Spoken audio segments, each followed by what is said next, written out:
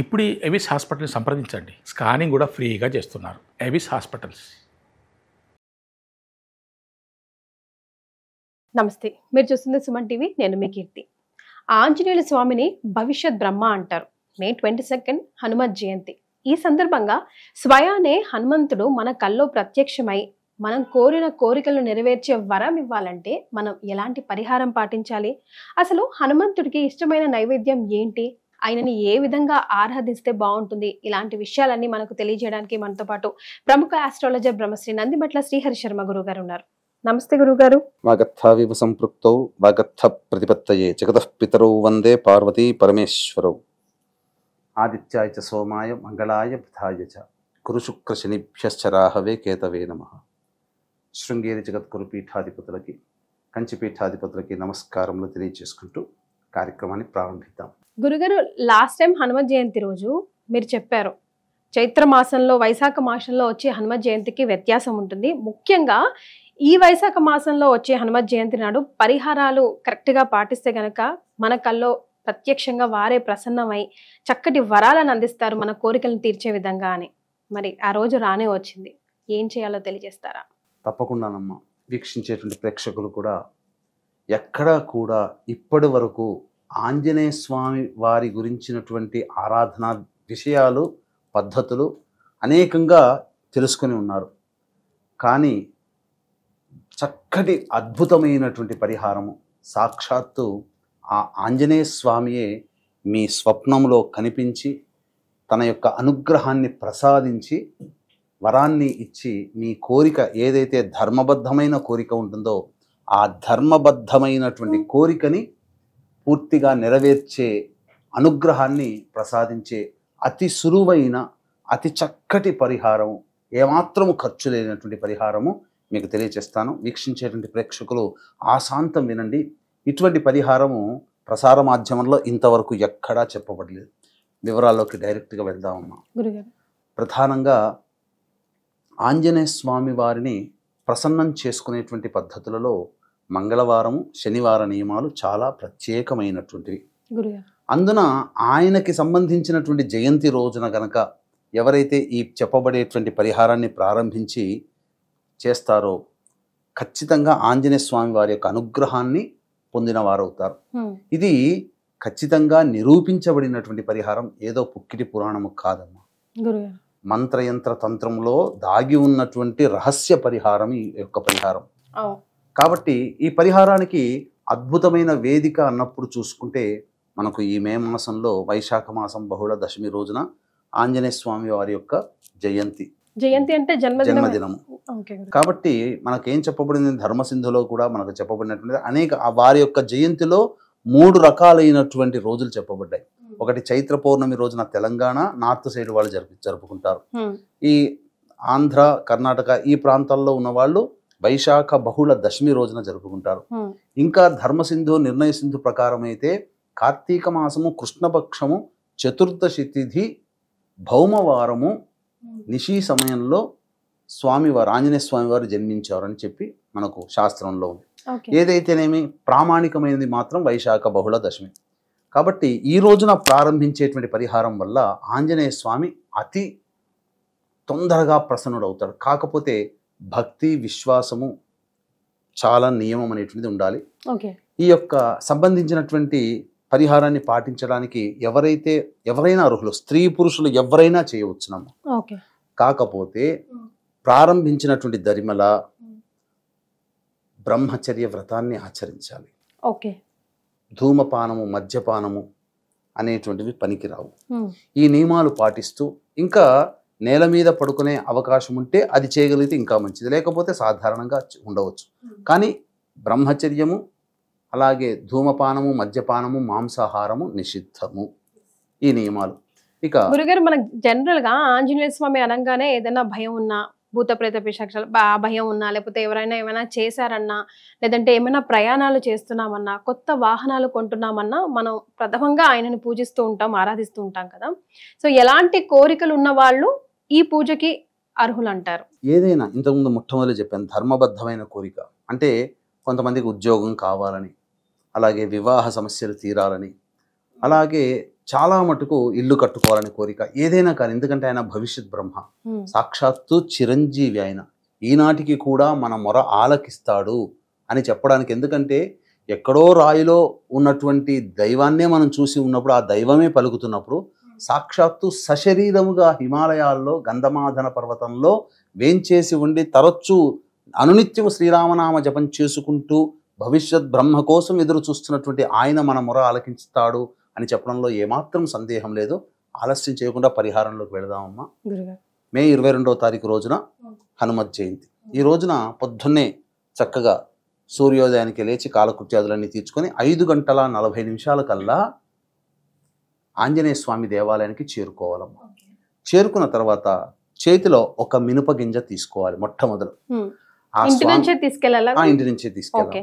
నమస్కారం చేసుకొని ఆ మినప గింజని తీసుకొని, దేవాలయాల్లో కొన్ని ఓపెన్ టాప్గా ఉంటాయి, కొన్ని మంచిగా చక్కగా నిర్మించి ఉంటాయి. కాబట్టి ఓపెన్ టాప్గా ఉండి మనకు స్వతంత్రంగా ఉన్న దేవాలయం అయితే చక్కగా ఆ ఆంజనేయ స్వామి తల మీద ఒక మినపగింజ పెట్టాలి. లేదు మనకు అవకాశం లేదంటే పాదాల దగ్గరైనా పెట్టాలి. పాదాల దగ్గర కూడా అవకాశం లేదు అనుకున్న వాళ్ళు ధ్వజస్తంభం దగ్గరనైనా కానీ, ఆ యొక్క వాహనం దగ్గరనైనా మినపగింజ లేదా ధ్వజస్తంభం దగ్గర మినపగింజ ఏమైనా సంకల్పం చెప్పుకోవాలా గురుగారు?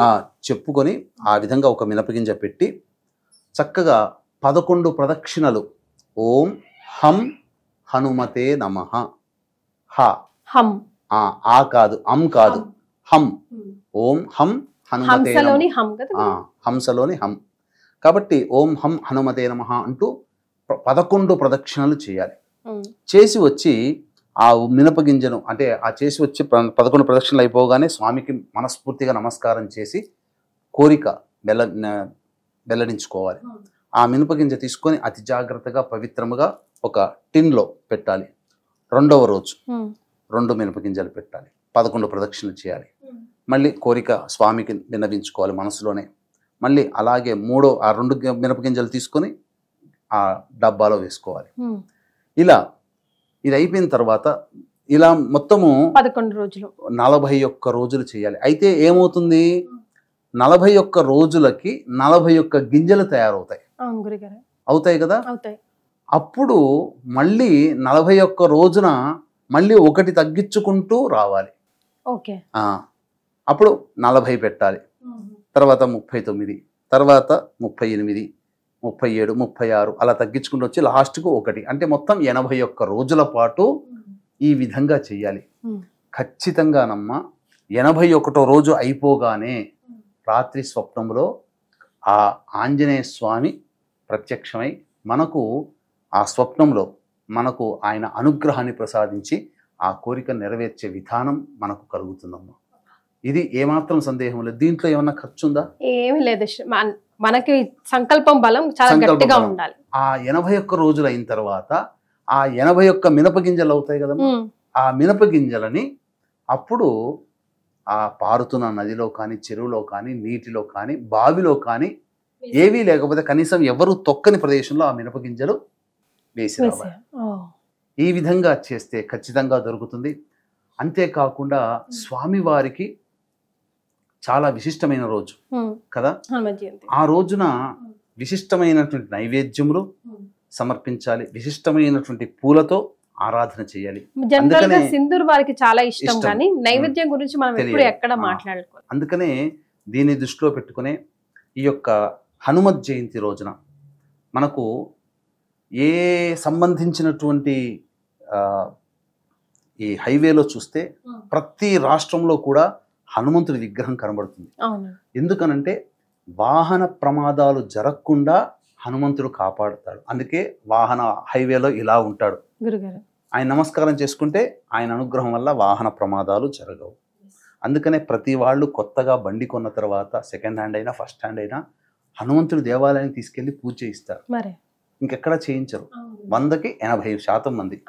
అందుకనే దీన్ని దృష్టిలో పెట్టుకుని జాతకరీత్యా వివిధ సమస్యలు హనుమంతుడి వల్ల ఈ పని సాధ్యం కాదు అన్నటువంటి లేదు, అన్ని రకాలైనటువంటి పనులని సుసాధ్యం చేస్తాడు. కాబట్టి అటువంటి కార్యం మనసులో తలచినటువంటి కార్యము సంకల్పం నెరవేరడం కోసం జాతకరీత్యా ఉన్నటువంటి అన్ని సమస్యల నివారణకి ఈ హనుమంతుడి యొక్క అనగా మన్యు సూక్త మూలమంత్ర హోమము, మరియు ఇప్పుడు శని మారాడు కాబట్టి గురువు రాహు కేతు గ్రహాలు కూడా మారాడు కాబట్టి జాతకరీత్యా మీన మేష మిథున కర్కాటక సింహ కన్య వృశ్చిక ధనస్సు కుంభ రాశుల్లో జన్మించినటువంటి వారికి శని దోష నివారణ, మిగతా గ్రహాలు మారినందువల్ల అనేక మందికి ఇప్పుడు కాలసర్ప దోషం నడుస్తుంది. కాబట్టి చాలా మందికి ఎన్నో రకాలుగా సమస్యలు ఉంటాయి. కాబట్టి ఆ సమస్యల నివారణకి సర్వదోష నివారణ పూజలు హోమాలు జరిపించి శక్తిపాతము చేయబడినటువంటి ఈ శంకరుంగలి మాలని వాళ్ళకి ఇవ్వడం జరుగుతుంది. పూజలో పాల్గొన్న వాళ్ళకి మాత్రమే ఈ మాల ఇవ్వడం జరుగుతుంది. మాల కోసం పూజ చేయట్లేదు. పూజలో పాల్గొన్న వాళ్ళకి ఈ శక్తిపాతం చేయబడినటువంటి శంకరుంగలి మాలని వారి ఎవరైతే యజమానులు నమోదు చేసుకుంటారో వారికి అందించడం జరుగుతుంది. ఇక విశేషమైనటువంటి నైవేద్యాలు అలాగే విశేషమైనటువంటి పుష్పాలతో కనుక ఆ స్వామిని ఆరాధిస్తే చాలా ప్రసన్నుడవుతాడని చెప్తారమ్మా. ఏంటా నైవేద్యం గురుగారు? చాలా ఉన్నాయి. అందరికీ తెలిసిందే వడమాల మొట్టమొదటిది. ఈ వడమాల చాలా ప్రత్యేకమైనటువంటిది. అంటే కరకరలాడేంతగా వేయించాలట. మనం తినే వడలైతే మెత్తగా ఉంటాయి, కానీ కరకరలాడేంతగా వేయించి ఆ స్వామికి వడమాల, ఎవరి శక్తి కొలది అంత వడమాల సమర్పించుకోవడం ఒకటి. తర్వాత అమ్మవారిని వెతుక్కునే సమయంలో బెల్లాన్ని తీసుకుని వెళ్ళాడట. వెళ్ళి శనక్కాయలు ఉన్నటువంటి తోటలో ప్రవేశించి శనగ్గింజలు తిని బెల్లాన్ని తిన్నాడట. అందుకని ఆయనకి శనగలతో చేసినటువంటి లడ్డూలని, బెల్లము శనగలతో చేసినటువంటి లడ్డూలు కానీ, అలాగే నలుపు రంగులో వేయిస్తారు కదా శనగ్గింజలు, బఠానీలు ఉంటాయి, శనగల్ని వేరుశనగ కాకుండా మామూలు శనగలు నల్లగా అవుతాయి. అటువంటి శనగల్ని బెల్లాన్ని కలిపి ముద్దగా చేసి నైవేద్యంగా పెట్టడం, అటువంటి ఉండల్ని నైవేద్యంగా పెడితే మహాప్రీతికరుడవుతాడట ఆంజనేయ స్వామి. అంతేకాకుండా కేసరి కూడా పెడతారు. అలాగే డ్రై ఫ్రూట్స్, 5 రకాల డ్రై ఫ్రూట్స్, జీడిపప్పు, బాదాము, కేసరి, ఇలాంటివి 5 రకాల డ్రై ఫ్రూట్స్ కూడా నైవేద్యంగా పెడతారు. ఇటువంటి అంతేకాకుండా కుంకుమ పువ్వు చాలా ఇష్టమట ఆయనకి.